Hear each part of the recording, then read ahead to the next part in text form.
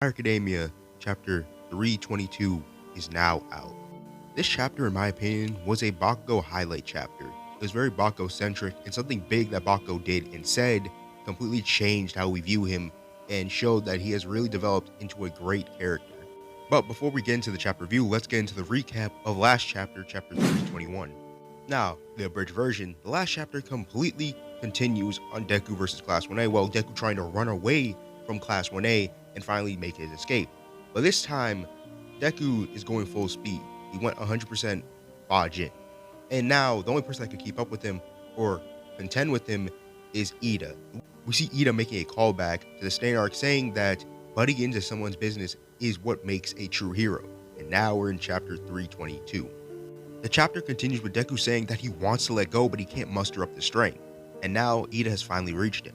And it looks like Deku and One For All is completely turned off. He's tired. It's done. Apparently, yes, it has a limit. All quirks have a limit when you're tired and don't have enough rest. Araka releasing them from the gravity, and it looks like they're going to fall not safely. But luckily, Kirishima is there, the heart and rock of the team, and saves and catches the both of them. We finally get a Kirishima moment with Deku where he remembers an old story that a quirkless kid his age saved somebody from a villain and wasn't scared. And now he looks back on it and says, was it you? Because we need that Midoriya right now. We don't need Dark Midoriya. We do not need Black Midoriya. We do not need that. We need Midoriya from back then who will save people without hesitation and will walk the path with others. Mina pleads with Deku saying, could you please come back to UA? And Deku then says, I would love to. I really would love to. But since I have One For All and all this stuff, I can't. And I can never go back to my old self. And Bakugo then tells him, remember what you told me right after I was stabbed by Shigaraki? Deku says, I don't remember. And Bakugo says, don't go winning things by yourself.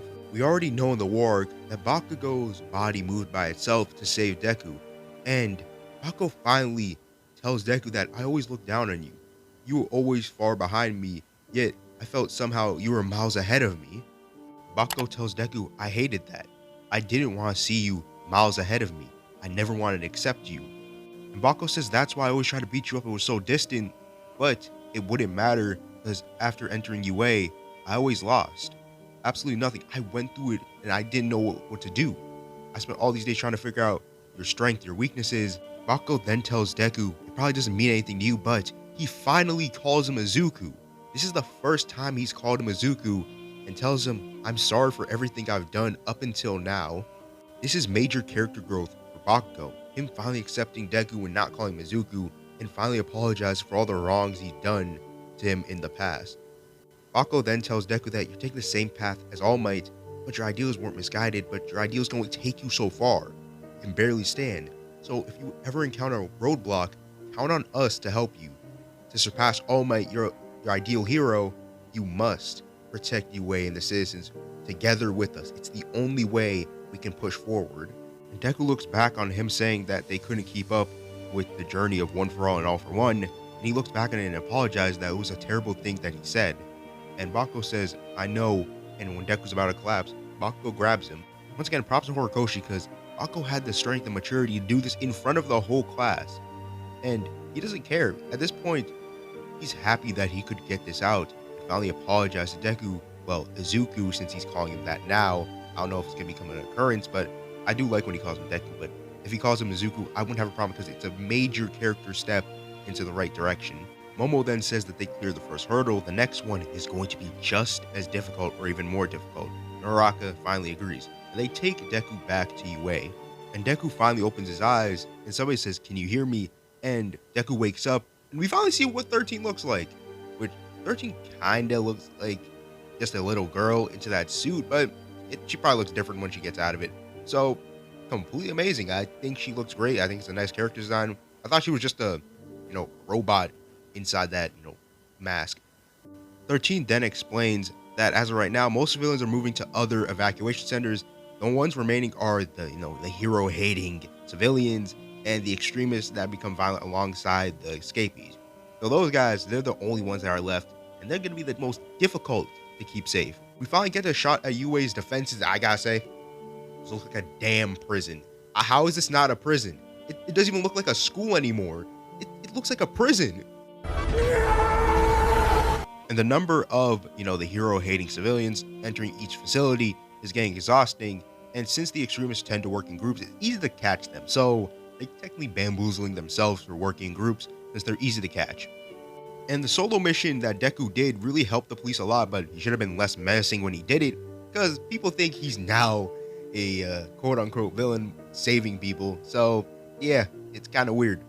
And now the UA barrier is only a taste what it can actually do. So what's it going to look like? It's probably going to look like another prison cell on top of another prison cell. And Deku says to meet UA's expectations, he doesn't think that going back is an option as of right now. Now, the civilians outside don't want Deku in UA because he's the rumored boy that Shigaraki may be after. And President Mike is telling him to calm down and shut up. But it's kind of rough for Deku because, again, he's now back with his friends. But people don't want him back because, again, he might be putting them in risk. So, Orko can go either way.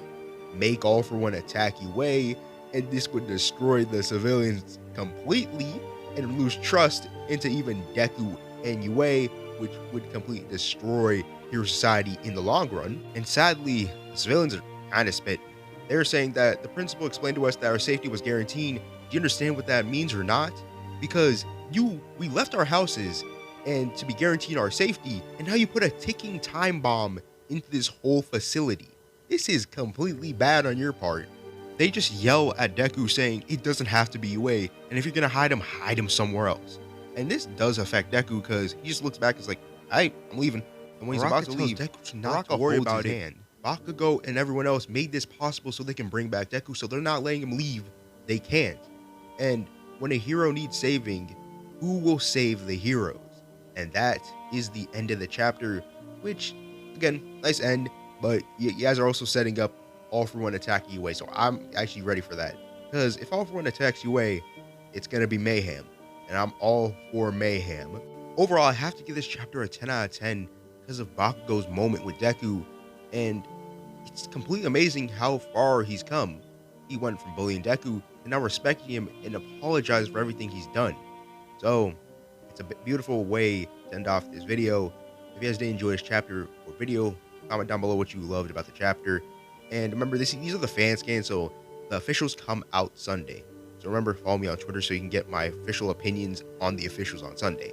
So, it's been the Red Cloak. I'm gonna head up out, you guys. Peace out. I'm out, guys. Peace. Have a good rest of the day. Stay safe.